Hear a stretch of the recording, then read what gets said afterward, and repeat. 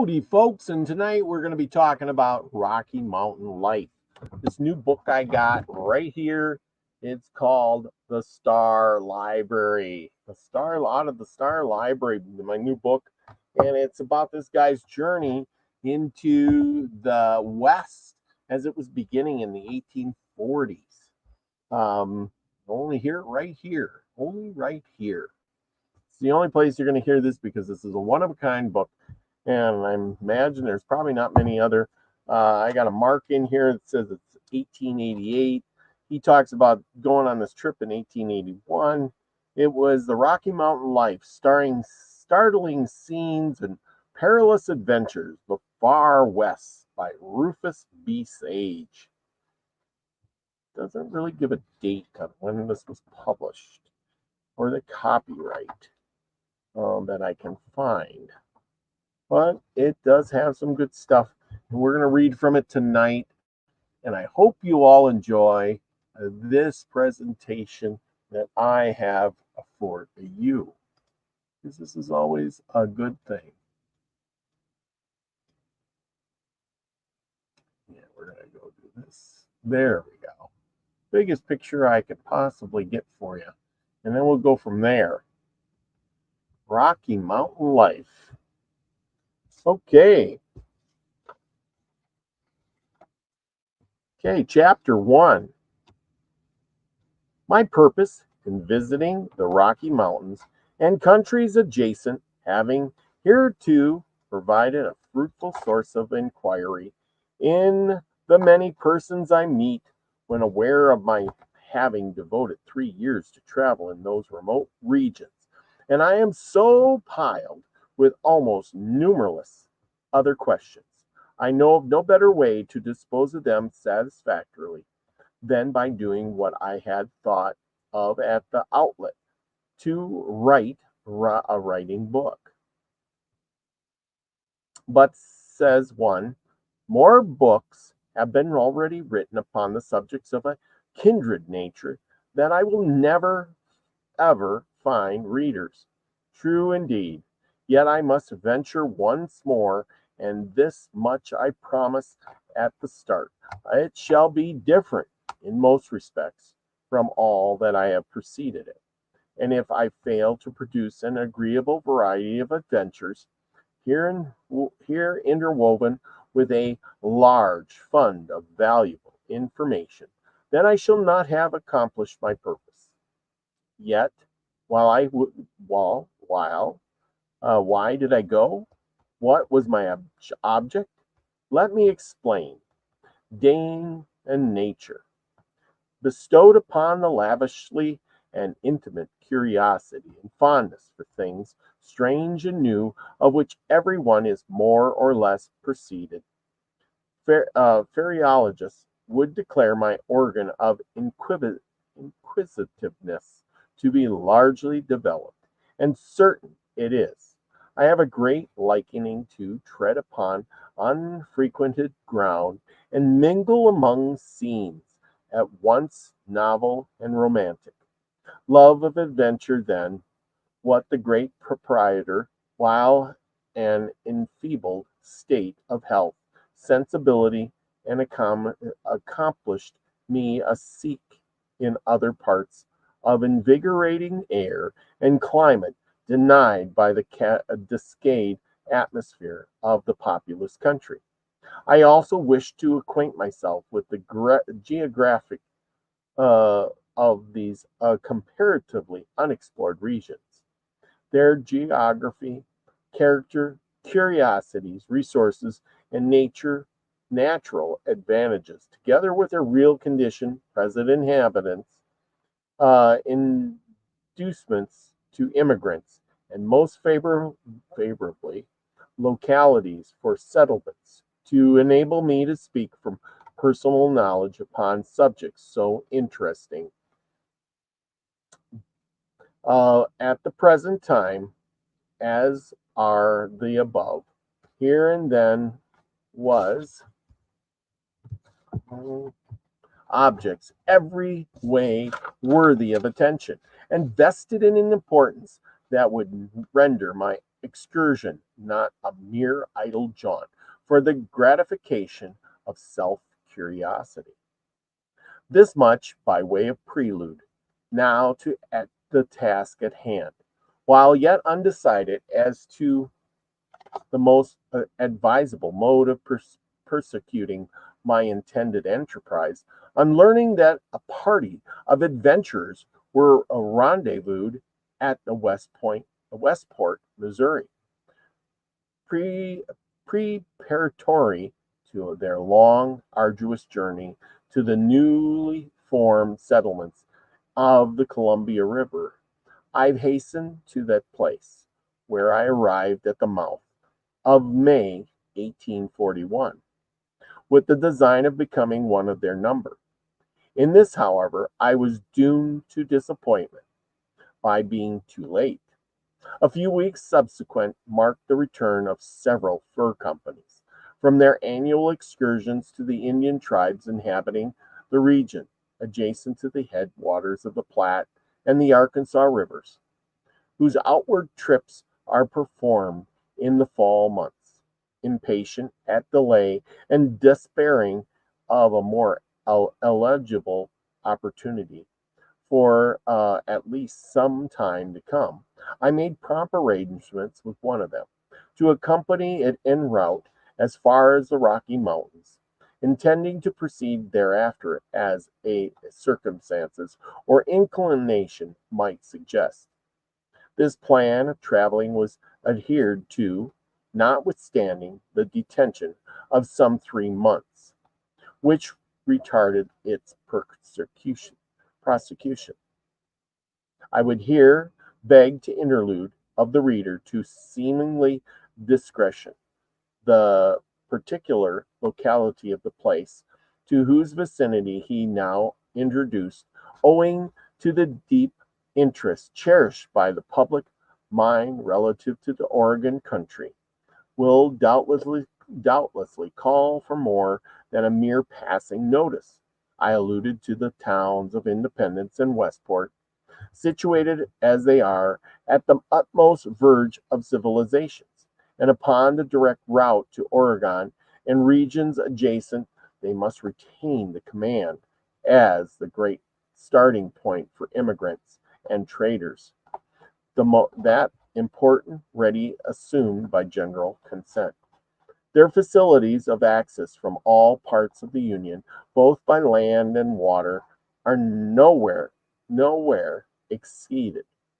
The proud Missouri rolls its turbid waves within 6 miles of either place, opening the highway of steam communication, while numberless prime roads that coverage from every direction point them as their common focus.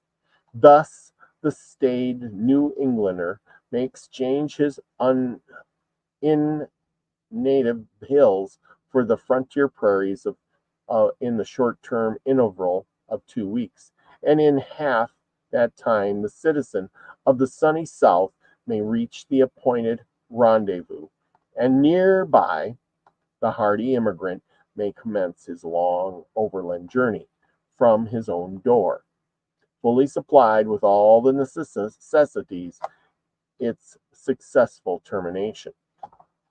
Independence is at the seat of justice for Jackson County, Missouri, about 400 miles west by north of St. Louis, and contains a population of nearly 2,000. Westport is a small town in the same county, near the mouth of the Kansas River, 3 miles from the Indian Territory and 30 miles below the U.S. Dragoon Station at Fort Leavenworth. The regular routes to Santa Fe and Oregon date their commencement at these places. The country is in its vicinity is beginning to be generally settled by thrifty farmers from whom all the articles necessary for travelers and traders may be produced upon reasonable terms. Starting from either of the above points, a short ride bears the adventure across the state line and affords him the opportunity of taking his initiatory lessons amid the realities of prairie life. Here, most of the trading and emigrant companies remain encamped until several weeks to recruit their animals and complete a needful arrangements prior to undertaking the toilsome and dangerous journey before them.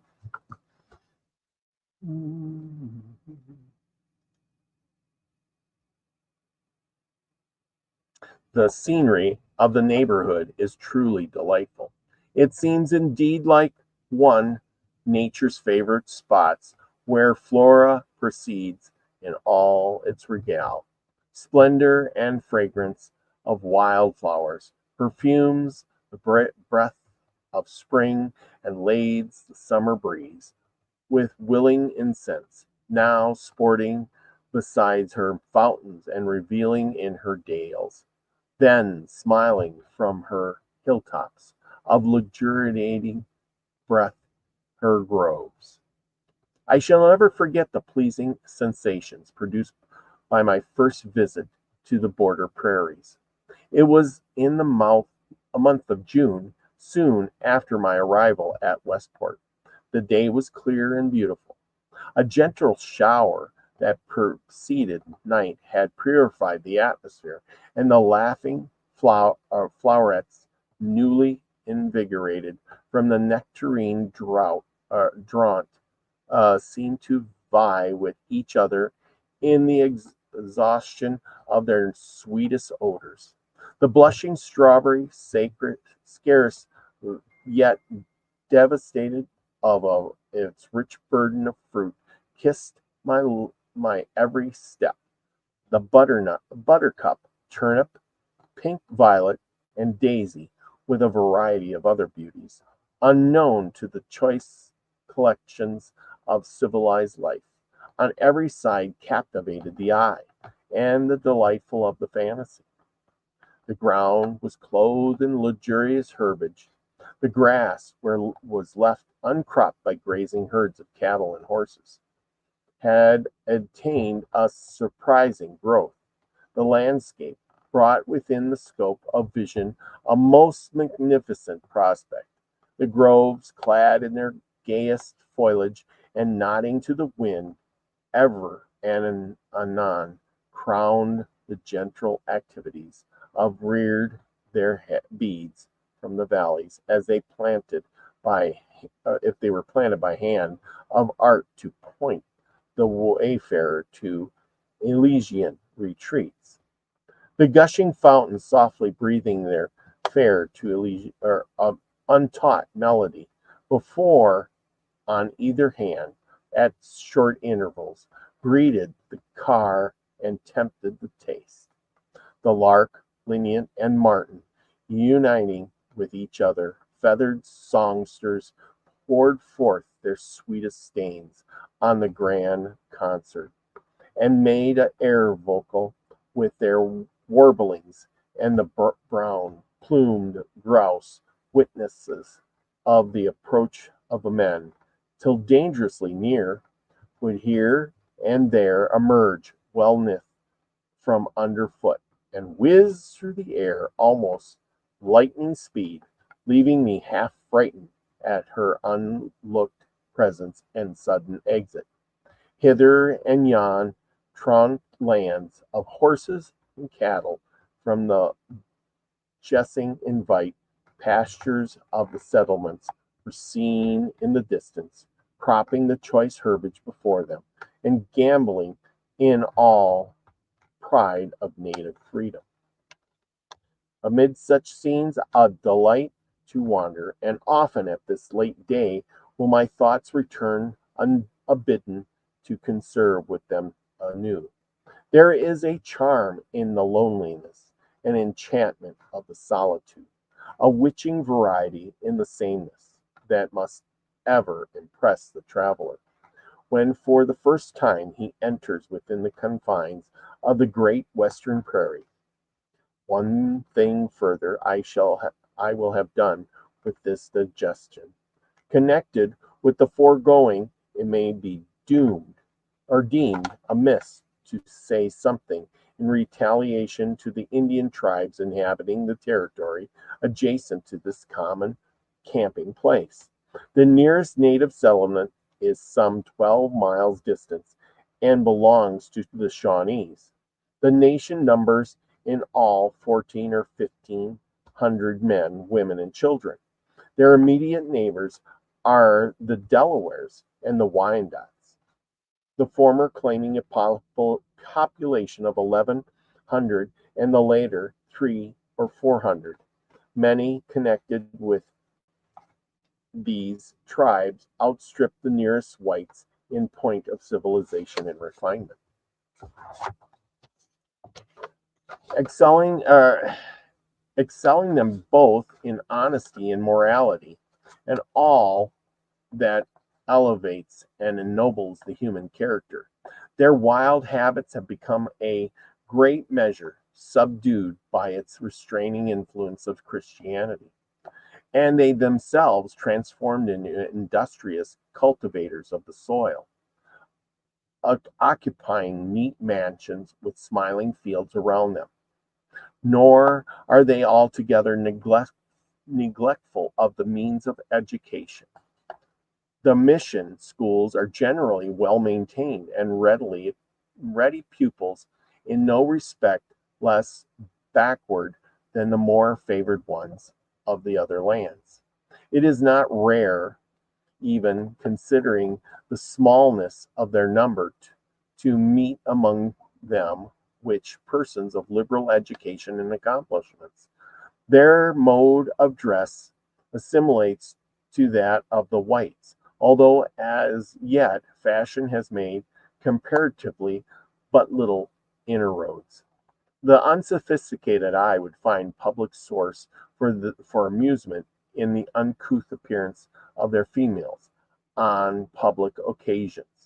Perhaps a gay Indian maiden comes flaunting past with a huge fur hat awkwardly placed upon her head, embedded by the broad strips of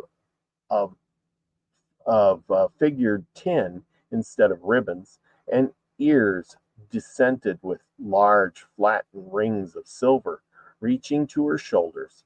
And here another solely inhabited in a long woolen underdress obtrudes into view and skips along in all the pride and prosperity of a regular city belles. Such are sights by no means uncommon. These tribes have regular civil government of their own, and all laws are attributed for the general welfare of duty and respect. They are also becoming more temperate in their habits, fully convinced that ardent spirits have hitherto provided the greatest enemy to the red man. The churches of various Christian denominations established among them are in flourishing condition and include with their members many whose lives of exemplary pity adorn their professions. Taken as a whole, the several Indian tribes occupying this beautiful and fertile section of country are living witness to the softening and beginning influence of enlightened Christian effort and flourished inhabitable evidence of the susceptibility of the Aborigines for the civilization and improvement. Well, there you go. Chapter 2. Shall we go on to chapter 2? Yes.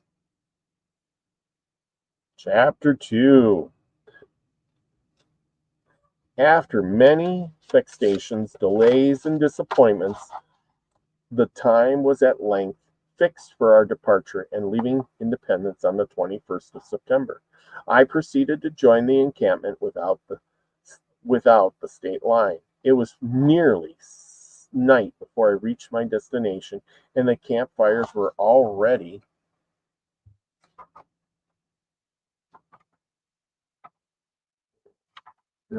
lighted, in front of which officiating cook was busily engaged and preparing an evening repost. To the windward, where the dusky forms of 10 or 15 men, some standing, others sitting, a la Turk, and others half reclining or quietly extended at a full length upon the ground, watching the operative in the culinary department with great seeming interest. In, in chairing myself upon a small log, I began to survey the surrounding objects. In the background stood 4 large Conestoga wagons with ample canvas tops and one Dearborn, all tastefully drawn up in a crescent form. To right, a small pyramid shape. I don't think I got a picture of this. That's the Toka wagon.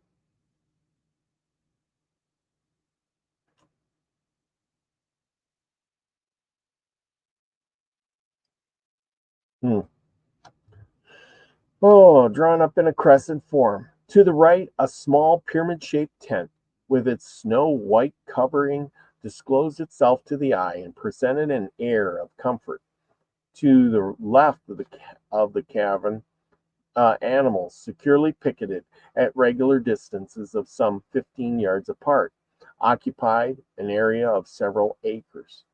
Close to at hand, a crystal streamlet traced its course, murmuring adown the valley, and still beyond a loving grove waved its branches in the breeze, and contributed its willing might to enliven the beauty of the scene. The campfires in front formed a kind of gateway to small enclosures, shut in as above described. Here were consecrated the company, or at least the proportion of it yet arrived. Some had already spread their easily adjusted crutches upon the ground in readiness for the coming night, and it seemed only awaiting supper to forget their cares and troubles in the sweet embrace of sleep. Everything presented such as an air of primitive simplicity not altogether entangled to comfort. I began to think of the noiselessness, no wise marvelous that this mode of life should afford such strong attractions to those who insured it to it. Supper disposed of, the area within the camp soon became tenanted by the devotees of slumber, some snoring away most melancholy, and others conversating in an animated tone, now jovial, now grave, and at intervals causing the night air to respond to with merry pearls of laughter. At length, the sleep god began to assert its wonted supremacy, and silence in some measure regained throughout the camp. The bed of a mountaineer is an article neither complex in its nature nor difficult in its adjustment. A single buffalo robe, folded double and spread upon the ground, with a rock or knoll or something like a substitute for a pillow, furnished the sole basework upon which the sleeper reclined and enveloped in an additional blanket or robe, contentedly enjoys his rest. Wishing to the initiate myself to the new mode of life before me, I was not slow to intimidate, in, um, intimidate the example and throng, and the lapse of a few moments found me in a fair way to pass quietly, pleasantly, my first night's repose in the open air. With my first gray of morning, I arose, and refreshed and invigorated, now even suffered the slightest ill effects from my unusual exposure to the humid and unwholesomeness night air. The whole camp soon after began to disclose a scene of cheerfulness and emanation. The cattle and horses, unloosened from their fastenings and accompanied by keepers, were again permitted to roam at large, and in a short time were most industriously engaged in administering to the calls of appetite. After breakfast, I improved the opportunity to look about and scan more closely the appearance of my uh, companions for the voyage. This opened to view a new field for the study of men and manners. The mountain company generally comprises some quaint specimens of human nature, and perhaps few more so that the one to which I have introduced to the reader. To participate would exceed my limits, not nor could I do full justice to the subject in hand by dealing in generalities. However, I yield to the latter. There are many crude original mixed with this prime ingredients of the companies. A genuine mountaineer is a problem hard to solve. He seems a kind of sui genius or an oddity, both in dress, language, and appearance, from the rest of mankind, associated with the nature of her most simple forms by habit and manner of life. He gradually learns to despise the restraints of civilization and assimilates himself to the rude and unpolished character of the scenes with which he is most conversant. Frank and open in manners and generous in his disposition, he is at the same time cautious and reserved. In his frankness, he will allow no one to acquire an undue advantage of him, though in his generosity he will oftentimes expend the last cent to assist a fellow in need. Implacable in his hatred, he is also steadfast in his friendship, and knows no sacrifice too great for the benefit of those he esteems. Free as pure air, he breathes, and promptly conscious of his own independence. He will neither tyrannize over others nor submit to be trampled upon, and is always prepared to meet the perils he may chance to encounter with an undaunting front. Insured to hardship and deprivation, his wants are few, and he is the last to repine at the misfortunes which so often befall him. Patience becomes as it were interwoven with his very nature, and his sublime to the greatest disasters without a murmur. His powers are of endurance from frequent exercise, attain a strength and capacity almost incredible, such as are altogether unknown to the more delicately natured. He is a trade to become master of which requires a long, faithful apprenticeship. Of this, none seems more conscious than himself, and woe to this greenhorn, who is too permanently assumed to be a journeyman. His idea of arguments, his illustrations are all partake of the unpolished simplicity of his associations, though abounding often in this most vivid imaginary pointed interference and luminous expositions. They need a key to make them intelligible to the novice. Well, I think I'm going to stop right there because my voice is getting tired. And I hope you all enjoyed that one. So, with that, I bid you adieu. Remember, go out and be the frequency you want to receive, everyone. Love you all. See you next time. Peace.